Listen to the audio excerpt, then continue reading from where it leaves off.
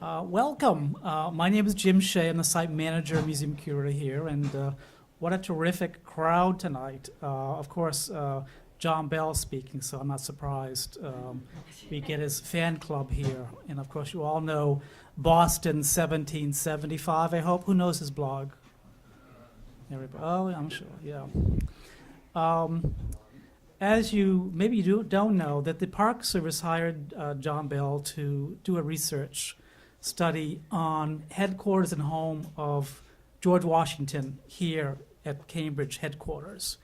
And he began his research about 3.5 years ago, and he's just about finished right now. And I have a draft in my hand. It's about 700 pages. And tonight I'm going to read the whole thing. This is going to marathon reading, so we'll have breakfast at 6 in the morning. I've read it, and it's really groundbreaking. It's a wonderful, interesting study. I've worked for the Park Service about 30 years. I've worked at places where George Washington stayed, slept, worked, Yorktown, Virginia, Manhattan at Federal Hall, and coming here, the Washington story was kind of at footnotes for a while, but now it's now called the Longfellow House, Washington's headquarters, National Historic Site, and John Bell is going to do this site justice when we release the report. Not yet, but I do have a sheet back here, so when we do put the report out electronically, if you want to get a link to that, we can make sure you're on that list, so be sure if you want to do that.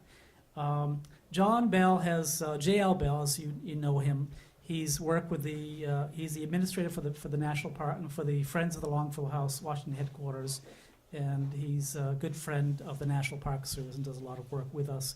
You often see him here on Sundays. He's also does a lot with children's literature and editing books, so he has many, many talents.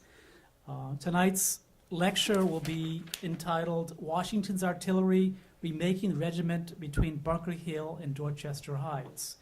And I also want to, before we continue, thank our friends of the Longfellow House, Washington's headquarters. Can you raise your hand?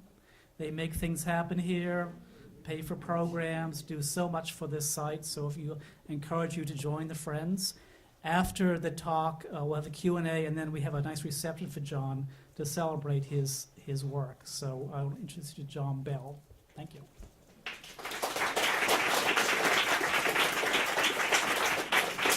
Thank you. And thank you, Jim. Thanks to the Friends of the Longfellow House, Washington's headquarters, for sponsoring this talk. And thanks very much to the National Park Service, both for hosting us and for supporting the research that went into it.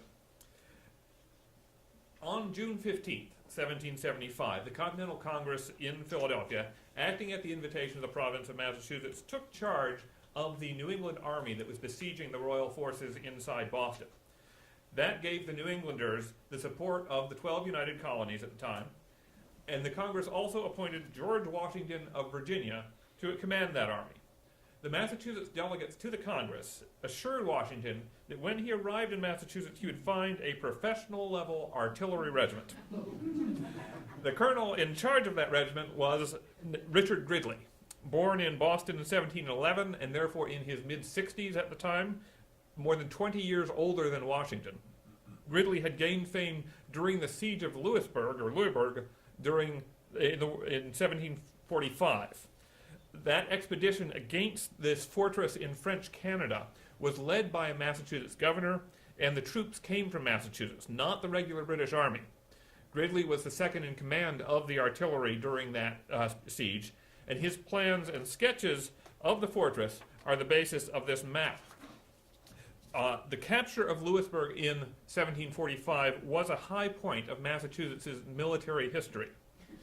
Governor Shirley and the British government were so grateful to Gridley for his role in that military campaign that the Crown granted him a half-pay pension, putting him on par with colonels in the regular British Army.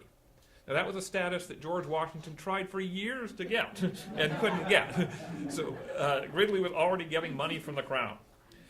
Now, in the negotiations to end that war, the British government agreed to give Louisburg back to the French Empire. And the men of Massachusetts didn't like that, And they got to say, "We told you so," just less than 10 years later when the two empires went to war again. Colonel Richard Gridley also served in the French and Indian War, and he in fact went back to Louisbourg in 1758.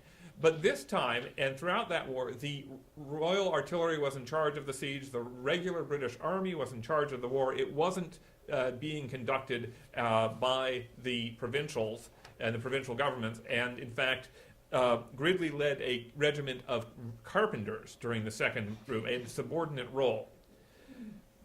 Still, for New Englanders, Gridley was one of their most respected veterans. In the early 1770s, he settled in Stoughton and set up a cannon forge. We don't have a portrait of him, but this is his gravesite with a very impressive monument erected in the late 1800s. On April 21st, 1775, 2 days after the Battle of Lexington and Concord, the Massachusetts Committee of Safety summoned Gridley and offered him the command of the Massachusetts artillery. He said yes under two conditions. First, the Massachusetts Patriots had to guarantee that if the Crown stopped his pension for being a rebel, they would pay him. And second, his youngest son, Scarborough Gridley, had to be a top officer in the regiment. Now, the Committee of Safety had a couple of other men in mind for this regiment as well. One was William Burbeck, the keeper of Castle William in Boston Harbor, which is down here. This was the main fort of guarding the harbor of Boston, and he was in charge of keeping up the artillery there. This meant he had a lot of experience with guns, he had a lot of experience working with the regular British Army. On April 21st, Burbeck slipped away from Castle Island in a canoe and went up to Noddle's Island on the northeast side of the harbor, and over the next few days he made his way out to Cambridge. And the Massachusetts commanders were delighted to see him. He was known as an expert in explosives. Whenever Boston had fireworks to celebrate the King's birthday or the repeal of the Stamp Act or anything, William Burbeck was the man who made them. The Massachusetts Committee of Safety was so happy to have Burbeck's services for the artillery regiment that they granted him an unusually large salary of £150 per year, plus a pension, plus the title of engineer.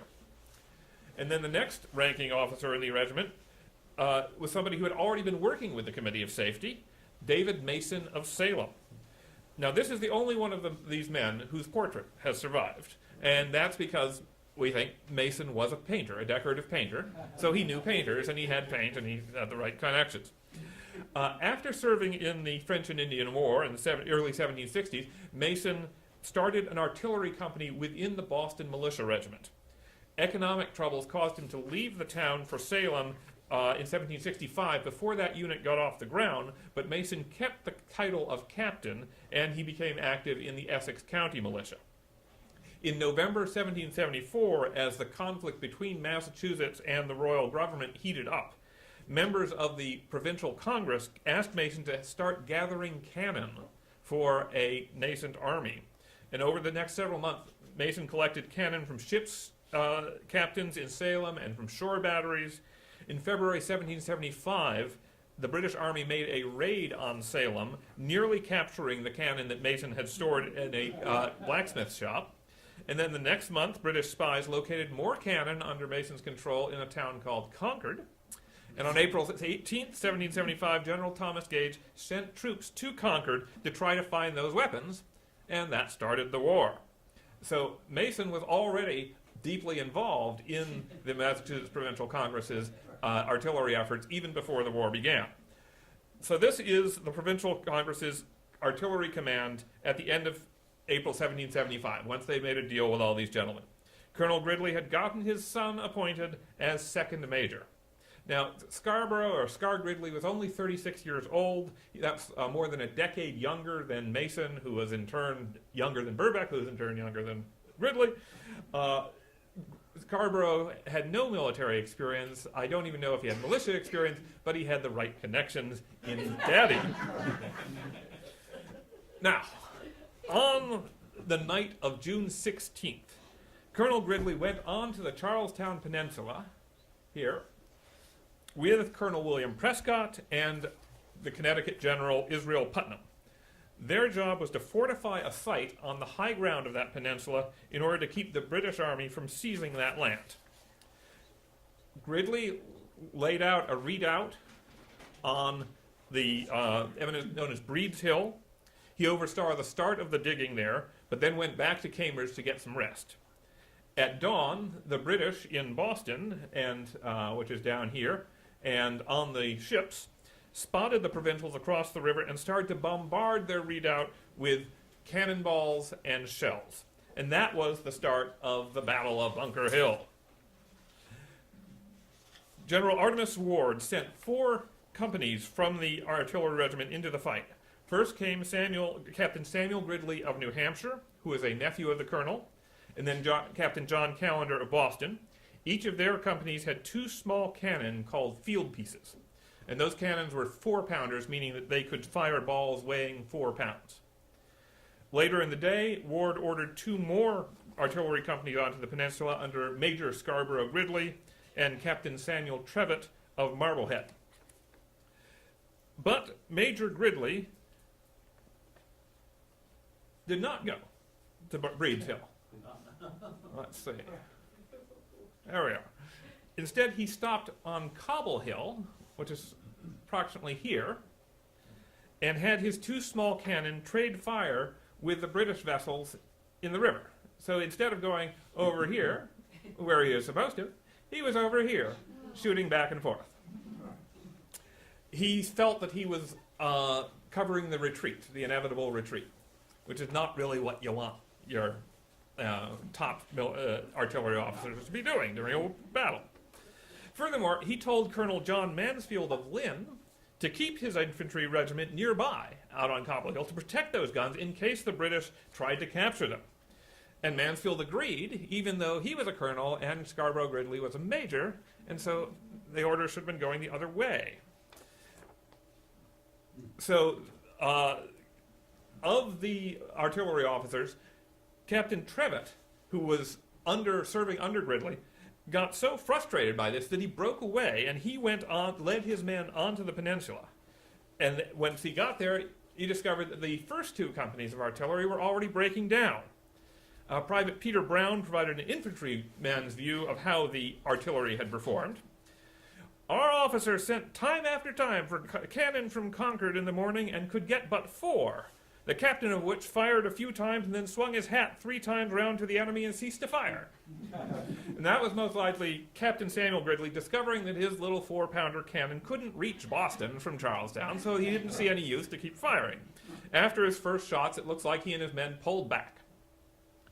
Private Brown went on, "When our officers perceived that the enemy intended to land, they ordered the artillery to go out of the fort and prevent, if possible, from whence the artillery captain took his pieces and returned home to Cambridge with much haste." Now that was probably Captain John Callender. He discovered that his company had been supplied with gunpowder cartridges, hand-sewn sacks of gunpowder that made it easier to load the guns. But these cartridges were too big to fit inside the tubes. As he was pulling back, Callender ran into General Putnam. The general demanded to know why the artillery was going in the wrong direction. The captain tried to explain there are the cartridges. Putnam threw open the boxes on either side of the cannon and said, "You've got plenty of cartridges." Then he pulled out a pistol and ordered Callender at gunpoint to turn around and go back into the fight. So Callender and his men turned around. General Putnam got distracted by something else, and Callender and his men went somewhere else. And they left their 2 4-pounders on the field. That left only Captain Trevitt's artillery company active during the worst of the battle. The records are very confused, but it looks like they lined up with the infantry along the rail fence here. Trevitt's was the only artillery company to do real damage during the fight. Now, Colonel Gridley also came back on the peninsula after his rest and tried to help. The third charge of the British troops overwhelmed the provincials in the redoubt.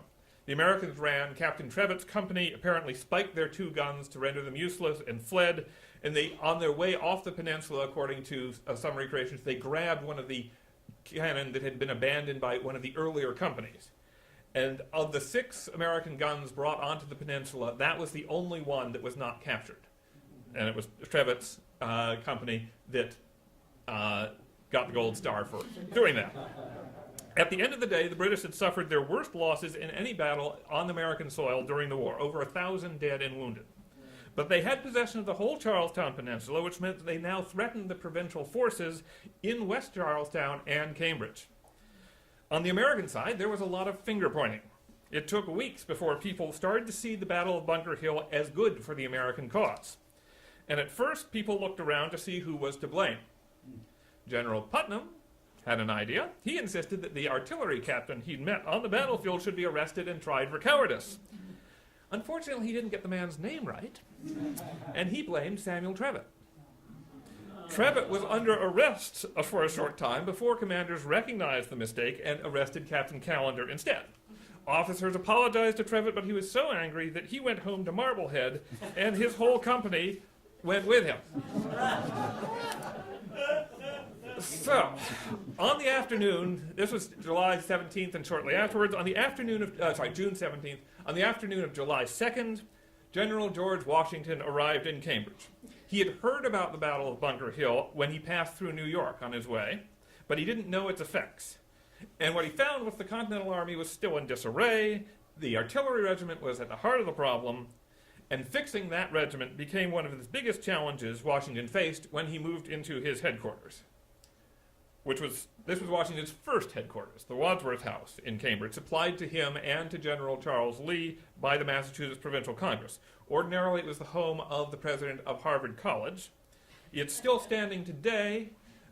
This is what it looks like, but the college and the city have grown up all around it, so it has a different feel from a century and a half ago.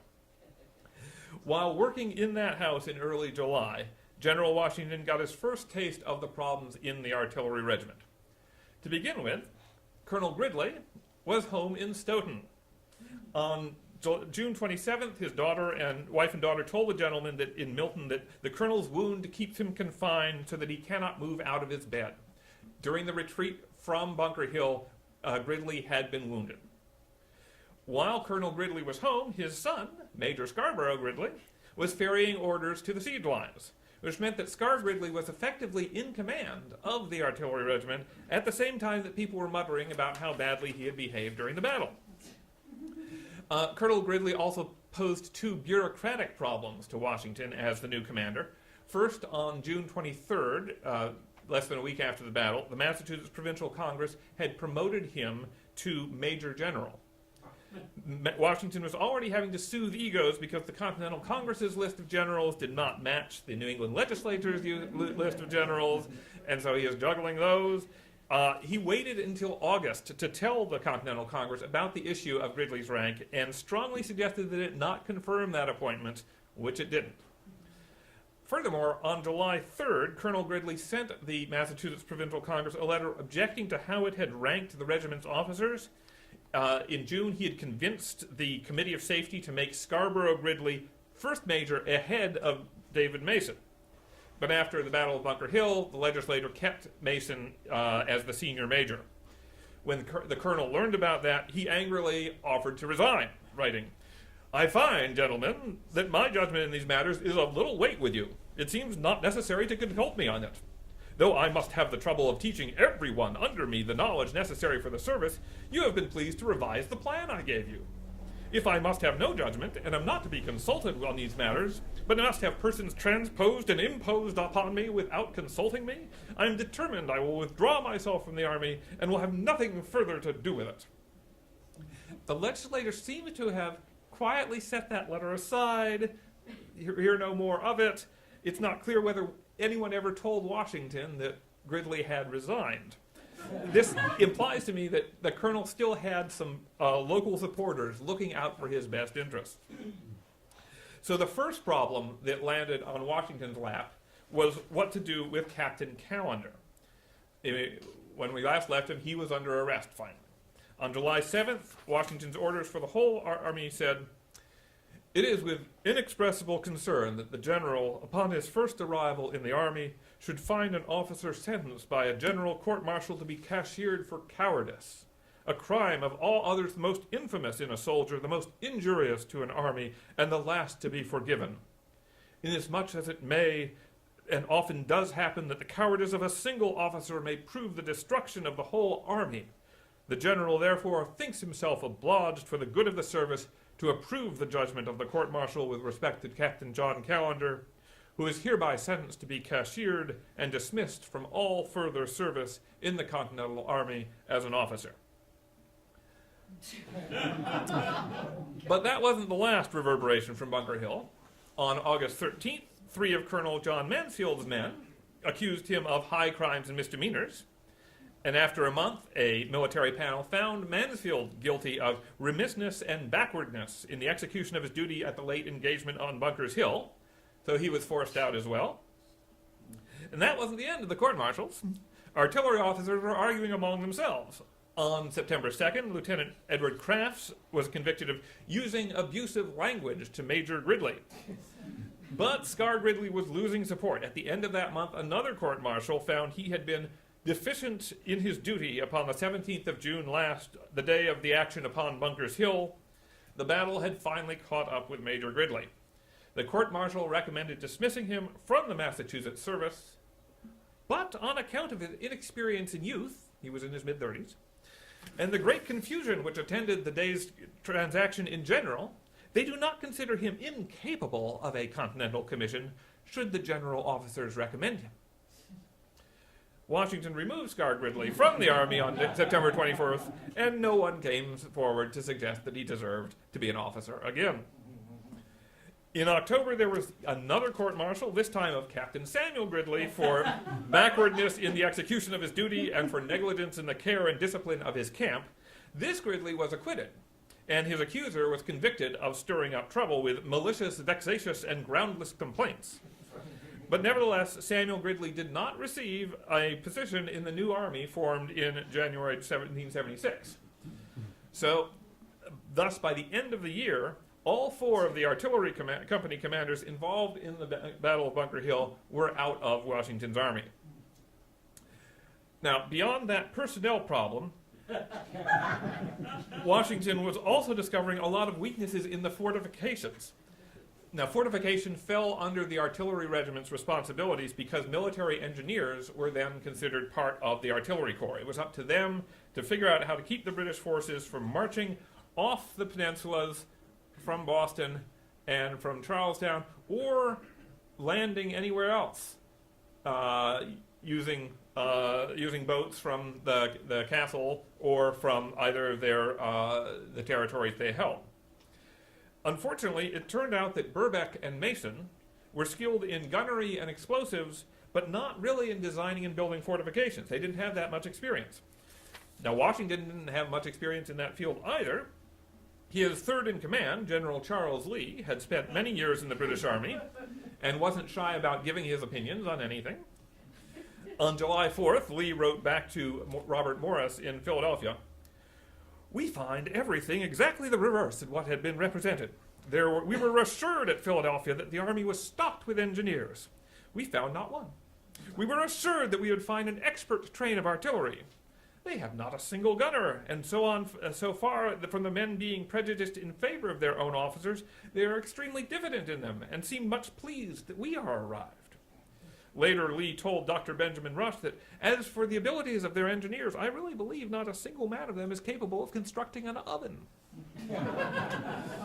In his first long, detailed report to the Continental Congress on July 10th, Washington also complained about the want of engineers. He wrote, "I can hardly express the disappointment I have experienced on this subject, the skill of those we have being very imperfect and confined to the mere manual exercise of cannon, whereas the war in which we are engaged requires knowledge comprehending the duties of the field and fortification." Naturally, this complaint upset the Massachusetts delegates. The Virginian, Benjamin Harrison, warned Washington, "Some folks here seem much displeased at your report." John Adams wrote home to a protege, "I beg you would let me know, what is become of Colonel Gridley and Mr. Burbeck?" James Warren, Speaker of the Massachusetts House, wrote back to Adams, "Gridley is grown old, and is much governed by a son of his, who vainly supposed he had a right to the second place in the regiment, that is, before Burbeck and Mason. The Congress thought otherwise. He was sulky, We had much trouble with them, and I understand the general has his share yet. So removing Scar Gridley at the end of September relieved a bit of that problem, but General Washington still needed to find people who knew about military engineering. There were so few in the Continental Army that on July 15th, he had to order artillery officers to go around the lines and redoubts to examine if the guns are properly in their embrasures. In other words, if the guns were pointing at the British. And if the embrasures were properly made and properly sloped toward the country. A lot of remedial work in Cambridge fell on General Lee. On July 27th, he wrote, "I work like 10 post horses. Our miserable defect of engineers imposes upon me eternal work in a department to which I am rather a stranger. The undoing of what we found gives us more trouble than doing what was left undone. However, we have contrived to make ourselves pretty secure." Now, by the end of this month, the Continental Army had fairly strong fortifications on Winter Hill and Prospect Hill. On August 26th, the Americans pressed forward and took Plowed Hill, which is closer here, fortifying that as well. That put them in a pretty good position for keeping the British forces from charging off the Charlestown Peninsula, which is what they were really worried about. And Washington was also learning in that time about who he could count on to get fortifications built. One engineer working in Cambridge was Jeduthan Baldwin, a volunteer from Brookfield. And again, we don't have a picture of this man, so I'm showing you his gravestone. Baldwin had been a Massachusetts captain during the French and Indian War, helping to build fortifications for the British Army on Lake George and Lake Champlain. He started working with the Massachusetts Army on May 20th. On June 16th, Baldwin helped build the redoubt on Breed's Hill, and at the end of the next day, when that didn't turn out so well, he threw up a hasty fortification on Prospect Hill to keep the British from coming any further. But Baldwin wasn't formally an officer in the Massachusetts Army, which meant that he didn't become an officer in the Continental Army. And Washington didn't have authorization to make him an officer. So in early July, Baldwin was ready to finish up and go home, and people had to persuade him to stay on. By winter, Washington had come to rely on Baldwin as an engineer. The general invited him here to headquarters on Christmas and for dinner the next day, and Baldwin helped to build the works at Cobble Hill in Cambridge and at Sewell's Point in Brookline. Baldwin left a diary, which is now at the Massachusetts Historical Society, which shows how he supervised, a very detailed story of how he supervised the building of fortifications at Leechmere's Point in East Cambridge in late 1775. The provincial legislature, the Massachusetts legislature, paid Baldwin in October, but it wasn't until the siege was over and he had moved with the army to New York that he finally received a commission from the Continental Army. Down in Roxbury, down here, the provincials had been erecting fortifications since the first night of the war, and the works there were in pretty good shape, as Washington and Lee found when they visited Roxbury on July 5th, 1775. Much of the credit for that went to a lieutenant colonel from Sutton, Massachusetts, named Rufus Putnam. He was a nephew of General Israel Putnam. And here's how he recalled becoming an engineer. "My regiment was stationed at Roxbury under the command of General John Thomas, and immediately after the Battle of Charlestown, the 17th of June, the general and field officers of that station met in council to advise what was best to be done in our exposed situation. It was the unanimous advice of the officers convened that some lines of defense should be immediately commenced for the securing the troops from surprise and protection of the town.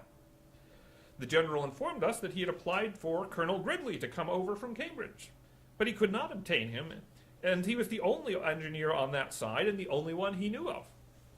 Some of my acquaintance, and by this Putnam meant really General William Heath, mentioned me as having been employed in that line in the late war against Canada.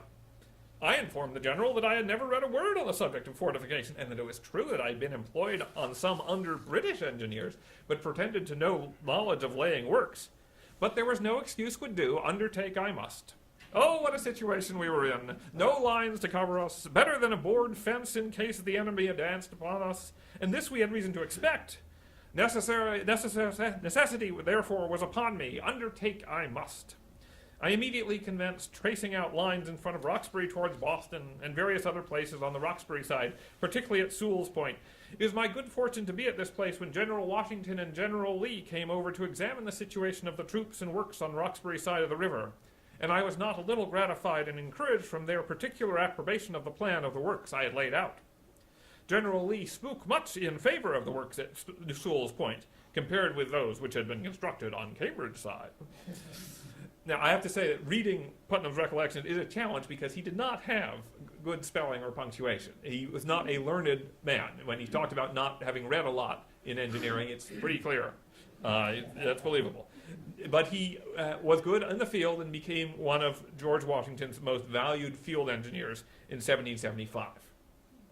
Now, while on their way back from Roxbury on the evening of July 5th, Washington and Lee met another man who had helped to oversee the works there. That man was Henry Knox, a 25-year-old bookseller from Boston. In June 1774, he had married Lucy Flucker, daughter of the Royal Secretary of Massachusetts. And many people expected him to support the royal government from then on. But that summer and fall, Knox appears to have become a conduit of information to the Patriots. And after the war began, he and Lucy slipped out of Boston and he started working with the provincial army. Now, Knox worked with the army, not in the army. He was a gentleman volunteer, which was a traditional way for wealthy young men, and Knox was not wealthy, but he wanted to be one, to show their talent and their interest in an officer's commission when it became available. Knox told his wife Lucy, "As I was going to Cambridge, I met the generals, who begged me to return to Roxbury again, which I did. When they had viewed the works, they expressed the greatest pleasure and surprise at their situation and apparent utility, to say nothing of their plan, which did not escape their praise." So he is actually drawing out the architectural plan for this, and Washington and Lee liked that.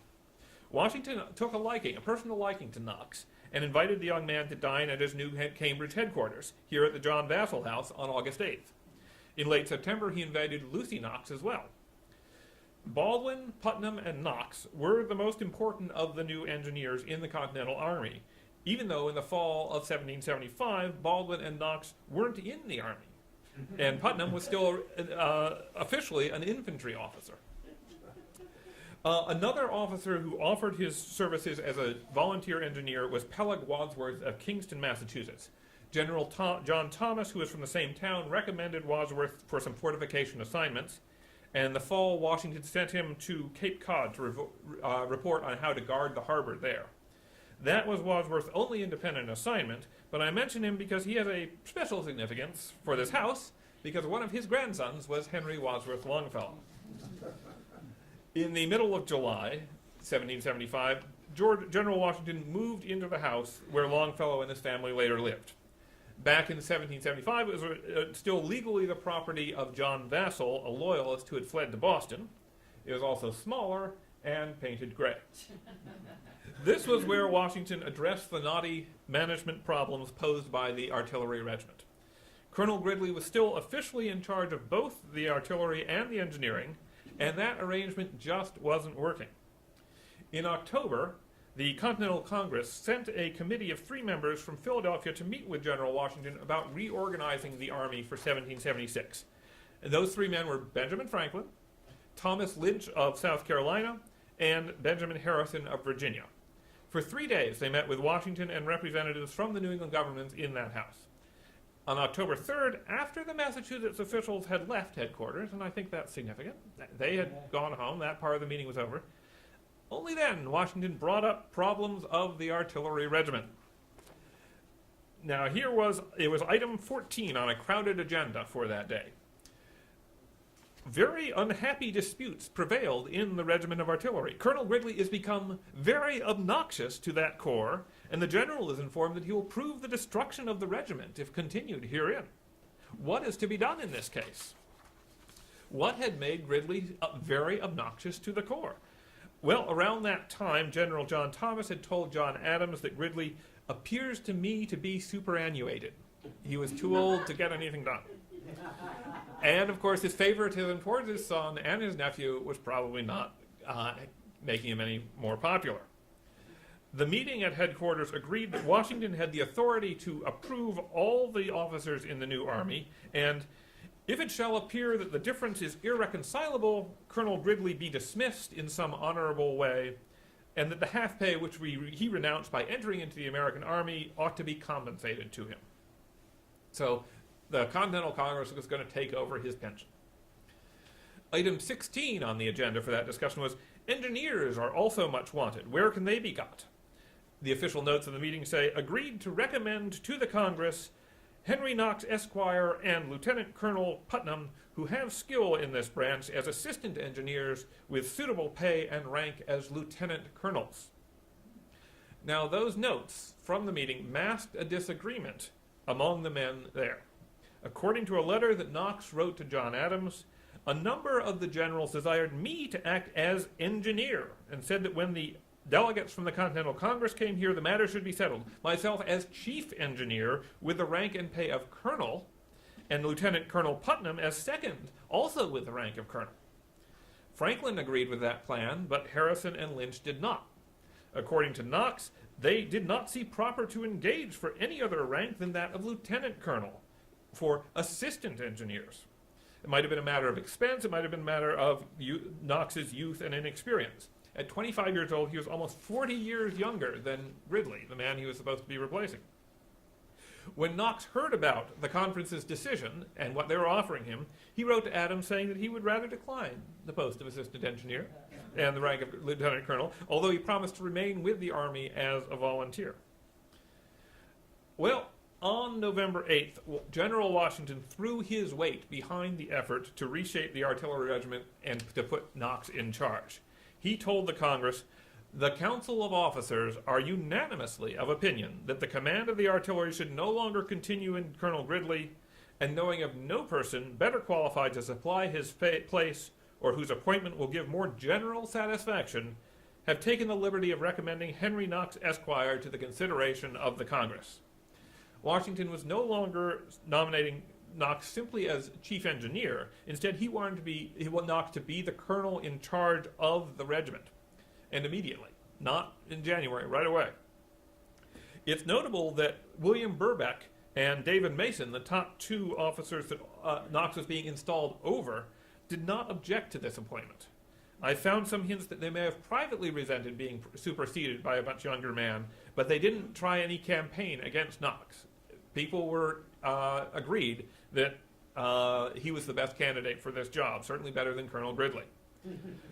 The Continental Congress accepted Washington's recommendation on November 17th, agreeing to replace Colonel Gridley on account of his advanced age and promising to pay his pension.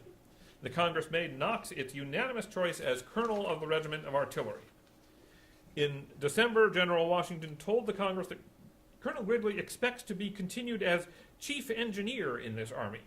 The general added, we have no one here better qualified, though he has done very little hitherto in that department, and promised to take care that he pays a better attention to that job. In effect, Gridley was kicked upstairs, given a new title with less responsibility. This was the new hierarchy in the artillery regiment. And you'll see a new name, John Crane. He was the head of a small company of artillerists from Rhode Island who came up with General Nathaniel Greene. Crane had actually was a Boston native. He had trained with the Boston militia, and he left town rather suddenly after participating in the Boston Tea Party. He was a very good field artillerist. He had an excellent eye for aiming those cannon, and he had participated in raids on British positions during the siege. So he was very much like Knox. He was a young man of talent, and he was promoted over more senior candidates who had more militia experience because Washington, who now had the authority to appoint anyone, saw more potential in him. Even before the Congress had chosen Knox to be the artillery colonel, he had accepted a mission from General Washington that would greatly increase the regiment's firepower. On November 16th, the general gave Knox these orders. You are to proceed in the most expeditious manner to New York City. After you have procured as many necessaries as you can there, you must go to Major General Philip Schuyler in Albany and get the remainder from Ticonderoga, Crown Point, or St. John's, if it be necessary, from Quebec, if in our hands. The want of them is so great that no trouble or expense must be spared to obtain them. And now those necessaries were heavy cannon. This is a photograph of Fort Ticonderoga on the western side of Lake Champlain in New York, which has been extensively rebuilt. And this is a photo of Crown Point, which has not been. And it's more to the north. It is, at the time, it was equally important, equally well equipped. These were both fortified outposts of the British Empire. The Green Mountain Boys and Benedict Arnold had seized them for the New England colonies back in May, when the defenders of these places had not quite realized there was a war on. Knox's mission to those forts has become famous and is often told as part of the climax of the Siege of Boston. And in the retelling, it's become exaggerated in some ways, I think. For example, authors sometimes say that the Continental Army around Boston had no cannon or no heavy cannon. In fact, the Army had dozens of cannon.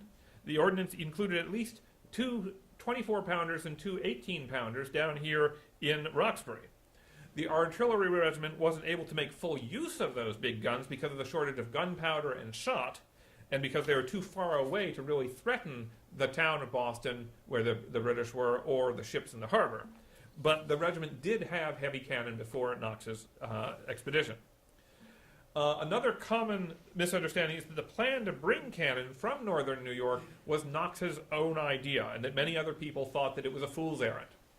In fact, back in May, when the Massachusetts Committee of Safety had sent Colonel Benedict Arnold to capture Fort Ticonderoga, it ordered him to, quote, bring back with you such of the cannon, mortars, and stores, etc., as you shall judge may be serviceable to the Army here. On October 23rd, the conference at headquarters agreed that the Army should fetch artillery from New York and Crown Point. So that was common knowledge, that you should get cannon from there. I see 2 reasons why the Army had not already done that.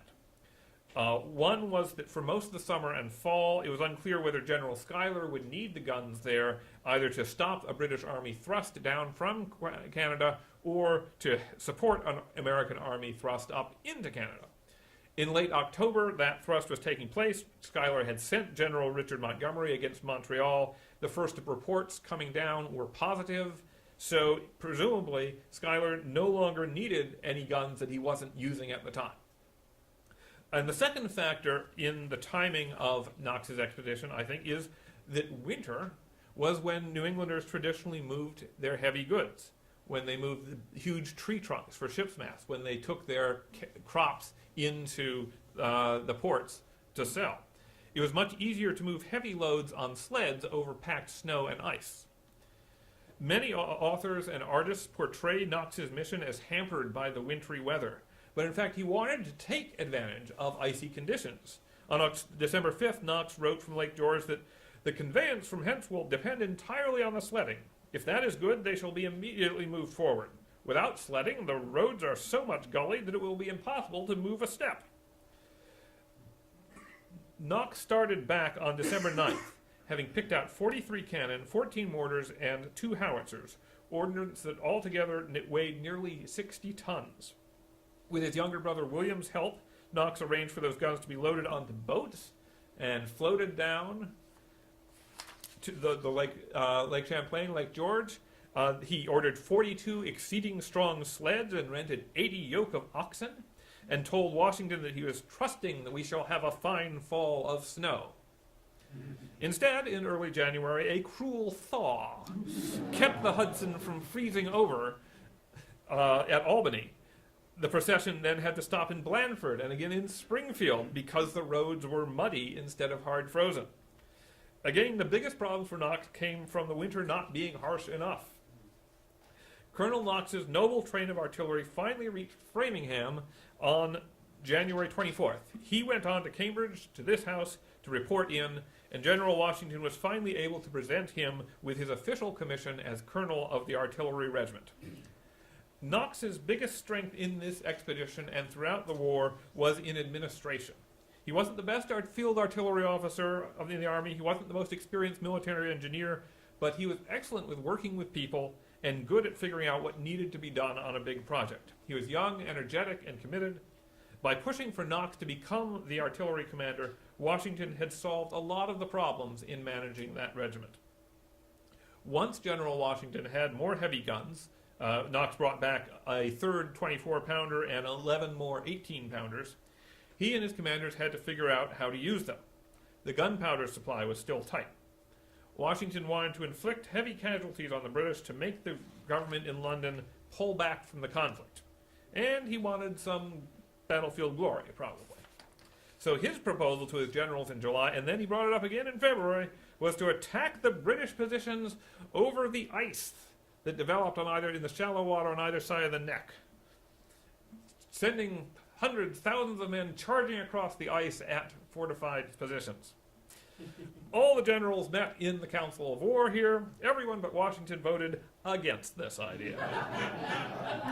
Instead, they approved General Artemus Ward's suggestion to fortify a position on the Dorchester Peninsula, one of these high points, and try to bring on either to threaten the ships in the harbor and the town, or to cause the British to come out and try to take that high point, as they did with Bunker Hill, so that they could, the Americans could try to inflict heavy casualties on them again.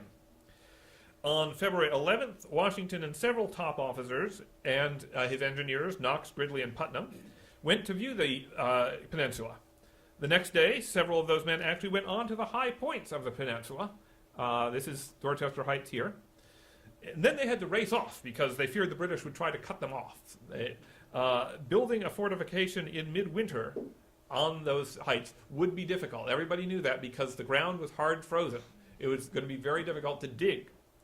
It was going to be slow, it was going to be tiring, and meanwhile, the British were going to see them and start coming out. Washington came away still favoring an attack across the ice. Sometime in mid-February, Rufus Putnam cajoled General Heath into loaning him a book on fortifications. Now, he's finally getting some reading done. Inside, he found a description of something called a chandelier. Now, here is a plate from John Muller's The Attack and Defense of Fortified Places, which explains chandeliers, there's the diagram, are wooden frames made of two pieces fixed crossways on two other pieces at about 4 feet asunder, and upon their intersections are erected two vertical pieces of 5 feet height, each supported by 3 buttresses. The interval of these two pieces is filled up with the fascines, as their fascine up there, to cover the troops upon occasion. Well, that's a little confusing. So, this is what they look like. This is a photo from Fort Ligonier. This is a simple technology. It's just a frame, and then you put bundles of sticks, wrapped up bundles, pile them up in these frames. It's a simple technology that allows you to construct parts of the fortification in advance, quickly assemble them on the site. They don't give you protection against cannonball, but they do give you protection against small arms fire, musket fire, and grape shot. And while, as you got those up, then the men can be behind them, digging to build stronger traditional earthworks. According to Rufus Putnam, Gridley and Knox arrived at the house where he was a few minutes after he had his brainstorm and agreed with the plan to use chandeliers. Putnam later wrote, "Our report was approved of by the general and preparations immediately set on foot to carry it into effect." Now, that level of preparation was what distinguished the action on Dorchester Heights from the Battle of Bunker Hill 8 months earlier. The provincial army moved into Charlestown with about 1 day's notice. Nearly every step was impromptu, from the choice of where to dig the redoubt to which regiments would land and go into the peninsula, and of course which regiments would decide not to go onto the peninsula. In contrast, Washington and his generals and engineers prepared carefully and thoroughly for Dorchester. Soldiers collected timber, branches, hay, and barrels from all over the siege lines. The army hired about 300 wagons with their teams and drivers. Washington had his generals in Cambridge prepare a backup plan for an amphibious attack on Boston across the Charles if they needed to distract the British. On the evening of Saturday, March 2nd, Washington adopted the quartermaster general's suggestion to move onto the peninsula on the evening of March 4th. That would mean that any fight for that position would probably take place on the 5th, the anniversary of the Boston Massacre. On the 2nd, between 10 and 11, Colonel Knox's artillerists began a barrage from Cobble Hill, Leechmore Point, and Lamb's Dam down in Roxbury, the closest they could get to the British lines. Three of the American mortars burst, killing 2 men and badly wounding Lieutenant Colonel Mason. According to General Heath, the problem was that those guns were not properly bedded as the ground was hard frozen.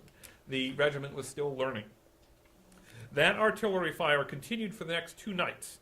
On March 4th, Knox reported that his regiment had shot 144 cannonballs and 13 shells. Now, that was a large number for the Continental Army, but it was just a fraction of what the Royal Artillery was sending back. But all that thunder was designed to distract the British commanders and cover up the noise of the procession onto the Dorchester Peninsula on the 4th. People coming on this road. First came 800 men to guard the points of the peninsula closest to British positions, out here near the castle and here near the neck. Then came the carts full of entrenching tools. Then 1,200 soldiers led by General Thomas, 300 more carts carrying bundles of hay, chandeliers, fascines, and other material. The hay was dropped off along the isthmus, along the low, narrow area here, to muffle and hide the procession from the British on the Boston Neck.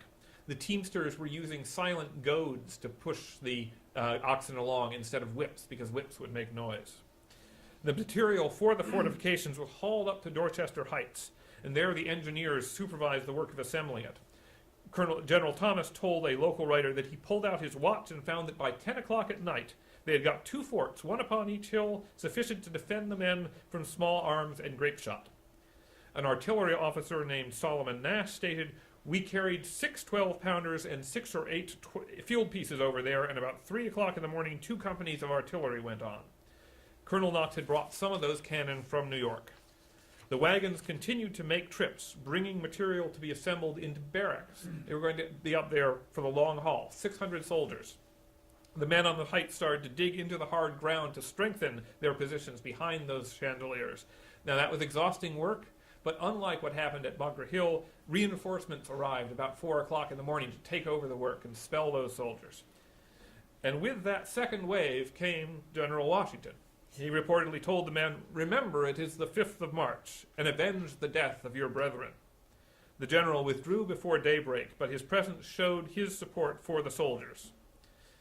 In the morning, the British commanders spotted the works on Dorchester Heights, threatening the town and the fleet, too high for the Royal Artillery to reach. General William Howe told his superiors in London that the overnight construction of very extensive works must have been the employment of at least 12,000 men. Well, there weren't 12,000 men on the peninsula, but because of what Washington and his commanders had learned from Bunker Hill, he had found the right personnel, he had prepared well, his army was in position to force the British out of Boston less than 2 weeks later. The artillery regiment that marched to New York that spring had been totally re-engineered from the one that Washington had found when he arrived at Cambridge 9 months before. Thank you.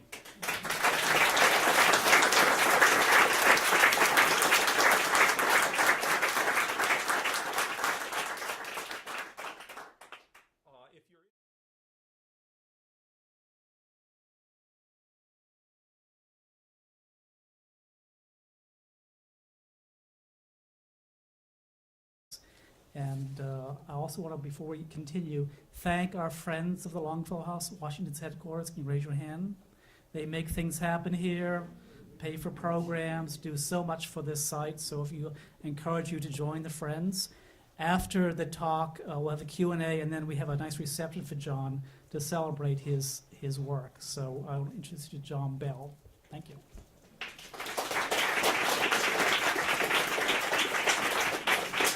Thank you. And thank you, Jim. Thanks to the Friends of the Longfellow-Washington's headquarters for sponsoring this talk. And thanks very much to the National Park Service, both for hosting us and for supporting the research that went into it.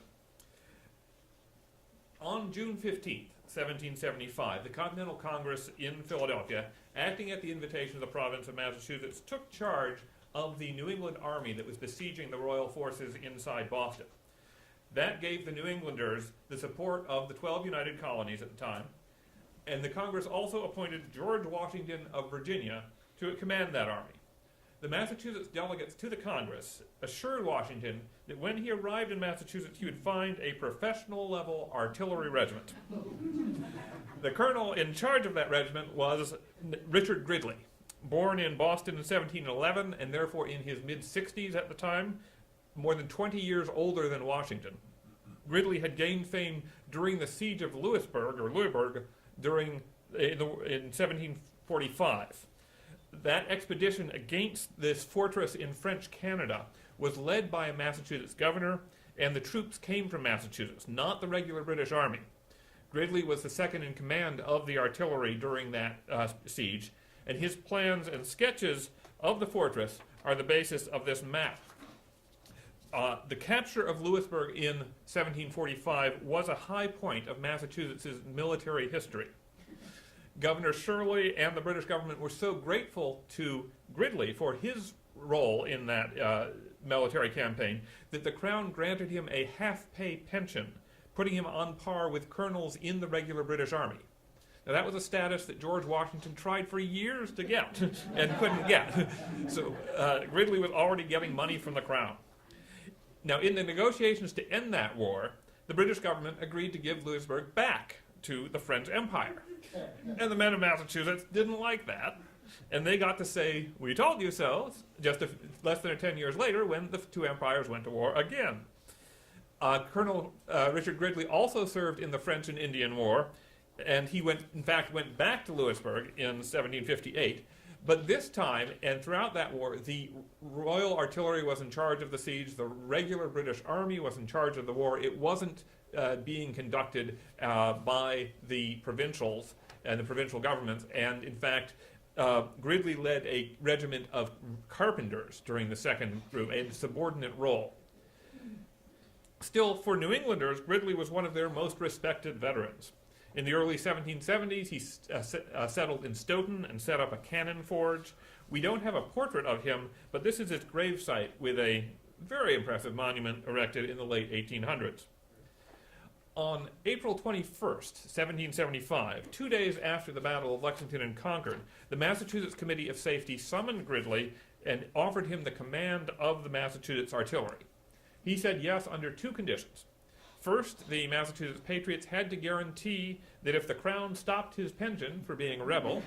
It's a wonderful, interesting study. I've worked for the Park Service about 30 years. I've worked at places where George Washington stayed, slept, worked, Yorktown, Virginia, Manhattan at Federal Hall, and coming here, the Washington story was kind of at footnotes for a while, but now it's now called the Longfellow House, Washington's headquarters, National Historic Site, and John Bell is going to do this site justice when we release the report. Not yet, but I do have a sheet back here, so when we do put the report out electronically, if you want to get a link to that, we can make sure you're on that list, so be sure if you want to do that.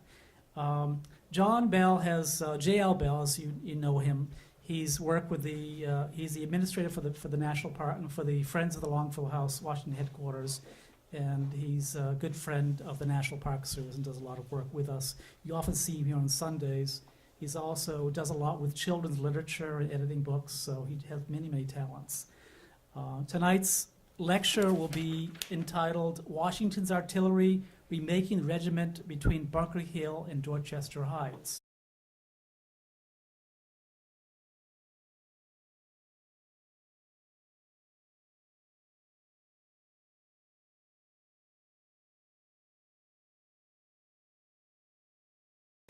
Welcome. My name is Jim Shea. I'm the site manager and museum curator here, and what a terrific crowd tonight. Of course, John Bell speaking, so I'm not surprised. We get his fan club here, and of course you all know Boston 1775, I hope. Who knows his blog? Everybody. Oh, I'm sure, yeah. As maybe you don't know, that the Park Service hired John Bell to do a research study on headquarters and home of George Washington here at Cambridge headquarters. And he began his research about 3.5 years ago, and he's just about finished right now. And I have a draft in my hand. It's about 700 pages. And tonight I'm going to read the whole thing. This is going to marathon reading, so we'll have breakfast at 6 in the morning. I've read it, and it's really groundbreaking.